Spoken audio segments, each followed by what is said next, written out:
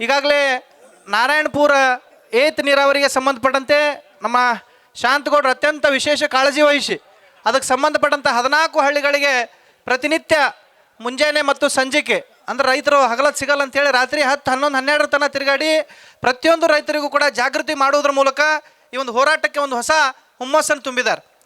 ಈಗ ಯಾಕೆ ಇದು ಮಾಡಬೇಕಾಯ್ತಪ್ಪ ಅಂತಂದ್ರೆ ಮಾನ್ಯ ಶಾಂತಗೌಡರು ಇತ್ತೀಚೆಗೆ ರೈತ ಸಂಘದ ರಾಜ್ಯದ ಒಂದು ಪದಾಧಿಕಾರಿಯ ಹುದ್ದೆಯನ್ನು ಅಲಂಕರಿಸಿದ ನಂತರ ಇಲ್ರಿ ಅಧ್ಯಕ್ಷರ ಈ ಭಾಗದೊಳಗೆ ಅನೇಕ ಸಮಸ್ಯೆಗಳದ ಮುದ್ದೇಬಿಹಾಳ ತಾಲೂಕಿನಾಗ ಸುಮಾರು 36 ಕೆರೆಗಳನ್ನು ತುಂಬಿವೆ ಅಂತ ಹೇಳಿ ಅನಧಿಕೃತ ಮಾಹಿತಿಯನ್ನು ಕೊಟ್ಟಿದ್ದಾರೆ ಅಂತ ಹೇಳಿ ಹೇಳಿದ್ರು.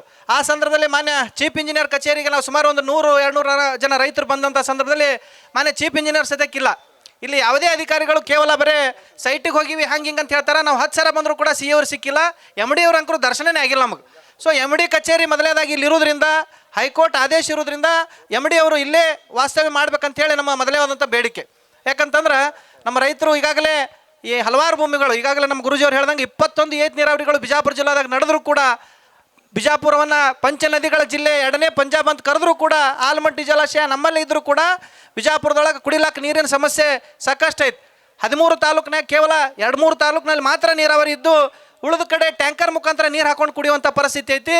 ಕೇವಲ ಒಂದೇ ಒಂದು TMC ಸಲಿಂದ ಹಗಲು ರಾತ್ರಿ ಹೋರಾಟವನ್ನು ಮಾಡಿ ಅಧಿಕಾರಿ ಜೊತೆ ಜಗಳ ತೆಗೆದು ನಾವೇನಾದ RC ಅವ್ರ ಜೊತೆ ನೀರನ್ನು ಬಿಡಿಸ್ಕೊಂಡು ಕೂಡ ಉದಾಹರಣೆಗಳಿದಾವೆ. ಚಡ್ಚಣ್ ಭಾಗ ಇರ್ಬೋದು, ಇವತ್ತು ಇಂಡಿ ಇರ್ಬೋದು, ಸಿಂದಗಿ ಇರ್ಬೋದು, ದೇವರಿಪ್ರಿಗೆ ಭಾಗದಲ್ಲಿ ಕುಡಿಲಾಕ ನೀರು ಸಿಗಲಾರ್ದಂಥ ಪರಿಸ್ಥಿತಿ ಒಳಗೆ ನಾವಿದ್ದೀವಿ. ಆದ್ರೆ ಅಧಿಕಾರಿಗಳಿಗೆ ಇದು ಯಾಕೆ ತಿಳಿಯಲಾಗ್ಯದ ನನಗೆ ಅದೇ ಗೊತ್ತಾಗಲ್ಲ.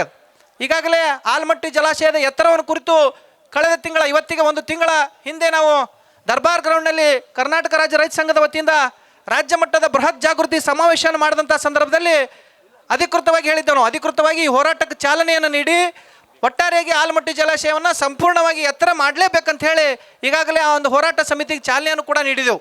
ಯಾಕಂತಂದ್ರೆ ಸುಮ್ಮನೆ ಎಲ್ಲ ರೈತರು ವಿಚಾರ ಮಾಡಬೇಕು. ಮೈಸೂರು ಭಾಗದೊಳಗೆ ಸುಮಾರು 1000 ವರ್ಷಗಳ ಹಿಂದೆ ನೀರಾವರಿ ಆಗೈತೆ.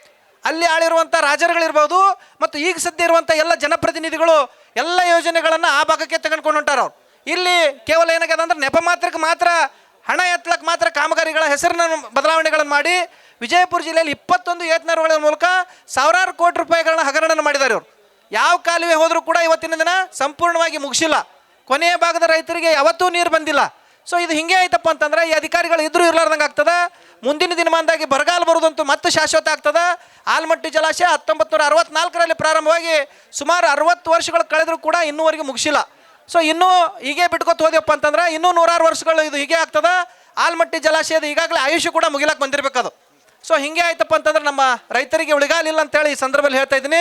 ಆದಷ್ಟು ಬೇಗನೆ ಸಂಬಂಧಪಟ್ಟಂಥ MD ಅವರು ಬರ್ಬೇಕಂತ ಹೇಳಿದ್ದೆವು, ಅವರು ಬಂದಿಲ್ಲ. ಮತ್ತು ಯಾರೋ MD ಆಫೀಸ್ನಿಂದ ಯಾರೋ IAS ಆಫೀಸರ್ ಬರ್ತಾರೆ ಅಂತ ಹೇಳಿದ್ರು. ಯಾರು ಬಂದಾರ ಸರ್? ಇವರೇ ಬಂದಾರ? ಸರಿ ಸರ್, ನಮ್ಮ ಬೇಡಿಕೆಗಳು ಪ್ರಮುಖವಾಗಿ ಈಗಾಗಲೇ ಓದಿ ಹೇಳಿದಾರ. ಆದಷ್ಟು ಬೇಗನೆ ಸಂಬಂಧಪಟ್ಟ ಅಧಿಕಾರಿಗಳು ತಮ್ಮ ಸ್ಪಷ್ಟತೆಯನ್ನು ಮಾಡಬೇಕು. ಬಡಗೇರ್ ಸರ್ ಬರಬೇಕಾಗಿ ವಿನಂತಿ. ಅದೇ ರೀತಿಯಾಗಿ ಬಡಗೇರ್ ಅವರು ಬಂದಿದ್ದಾರೆ, ಬರ್ರಿ ಇಲ್ಲಿ ಬಂದು ಸರ್ ಅವ್ರಿಗೊಂದು ಚೇರ್ ಕೊಡ್ರಿ. ಬಡಗೇರ್ ಸರ್ಗೊಂದು ಚೇರ್ ಕೊಡ್ರಿ.